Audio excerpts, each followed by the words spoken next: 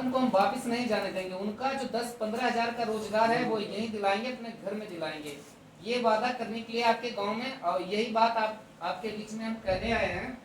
साथ में चाचा देखिए, सबसे बड़ा जो श्रृंखला है बेरोजगारी का, वो महिला लोग ऐसे हैं जहाँ पे बेरोजगार घूम रही हैं, घर में हाउस वाइफ के तौर पे कर रही हैं, अपना घर का काम करते हैं, लेकिन उनको कोई ऐसा सोर्स नहीं है घर में कि इनकम जनरेट करे ताकि 2-4 रुपए अपने लिए, जिंदगी अपने बच्चों के लिए कर पाए। वैसा सुविधा हमारे बिहार में नहीं है।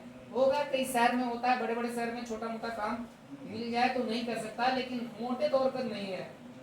उनको ये व्यवस्थित करने के लिए क्या कर रहे हैं कि जो आप देख रहे हैं, जो समूह लोन बढ़ता है ना चाचा, उसमें लगभग महीने का 2% ब्याज लिया जाता है।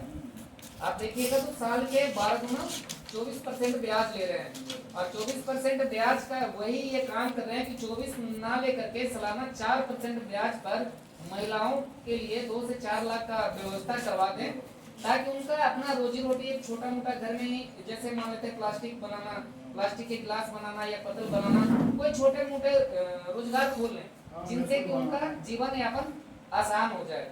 साथ में बच्चों के लिए सबसे बड़ा सवाल होता है चाचा, आजकल कमा लेना बहुत आसान है, सब कोई कमा रहे हैं, लेकिन जब जितना कमाए जो है ना, मोटा तौर पे बच्चे को पढ़ाने में खर्च हो जा रहा है, प्राइवेट स्कूल में खर्च हो जा रहा है। इनका मानना है, इन्होंने ये ठाने हैं कि जो बच्चे 1 साल से 15 साल के लिए सरकारी स्कूल में आप भेजते हैं पढ़ाने के लिए, वो खिचड़ी खा रहे हैं और कुछ नहीं कर रहे हैं। वो भी खिचड़ी कौन सा, कितना पौष्टिक तत्व से बना होता है वो आप लोग देखे होंगे, क्योंकि आप लोग गाँव में रहते हैं तो भली बात हमसे बेहतर नॉलेज आपका है, आप देखे होंगे। तो उनके लिए ये बोले हैं कि जो गरीब का बच्चा हो या अमीर का बच्चा हो, जब तक हम सरकारी जो व्यवस्था है स्कूलों का नहीं दुरुस्त करते हैं, तब तक अपने बच्चों को आप प्राइवेट स्कूल में पढ़ाइए, उसका फीस का पैसा जन स्वराज पार्टी देगा। ये इन्होंने ऐलान किया। जब तक पैसा देगी, जब तक जो सरकारी व्यवस्था है वो ठीक ना हो जाए। ये ठीक तभी संभव हो सकता है जब सबका साथ और सबका विकास जो होता है ना, सब मिलकर करेंगे प्रयास, तभी ये संभव हो सकता है। कोई एक व्यक्ति चाहेगा कि हम बिहार को बदल दें, ऐसा संभव नहीं है, चाहे प्रशांत किशोर हो या फिर किसी भी पार्टी का मेंबर हो, नहीं हो सकता है। ये इनके लिए बनाया, देखिए सही सोच, पहला नाम दिया है सही सोच। सही सोच वो वे लोग हैं जो बुद्धि से एकदम तेज तराज हो, समाज में उनका अच्छा प्रभाव हो, और अच्छे बानी बोलते हो और अच्छे काम करते हो, ये सही लोग हैं। और ऐसे लोग, अगर जो सब समाज पूरा एरिया, टिकारी हम छोटा मोटा लेते हैं, टिकारी विधानसभा को, टिकारी विधानसभा में अच्छे लोग अगर जो आ गए, हर गांव से 10, 20, 50 इकट्ठा हो गए, तो ये मानिए कि जो करप्शन है ना वो रुक सकता है। क्योंकि इनका मानना है कि जो बड़े स्तर पे होता है तो करप्शन तो छोटे स्तर पे होता है, दोनों मिलके खा जाते हैं। जैसे कोई स्कीम बिहार गवर्नमेंट ने लॉन्च किया या फिर सेंट्रल गवर्नमेंट ने लॉन्च किया, लॉन्च करके कहाँ आता है, ब्लॉक तक पहुँचता है। ब्लॉक का मालिक कौन होता है, वीडियो साहब किनसे मिले होते हैं, ग्राम प्रधान होता है, ग्राम सचिव होता है, और जो वार्ड सदस्य होते हैं और पंचायत समिति होता है, इनसे मिलजुल कर एक अपना साठ गांठ कर लेते हैं। उनका जो कमीशन बेस बांट देते हैं कि 2% इसका, 4% हमारा, 4% उसका। एक मोटा मोटी तौर पर अगर जो 100 रुपए का कोई स्कीम लॉन्च हुआ है तो 60 रुपया खर्च हो जाते हैं वहां तक, ठेकेदार तक पहुंचते उन्हें बचता है कितना, 40 रुपया।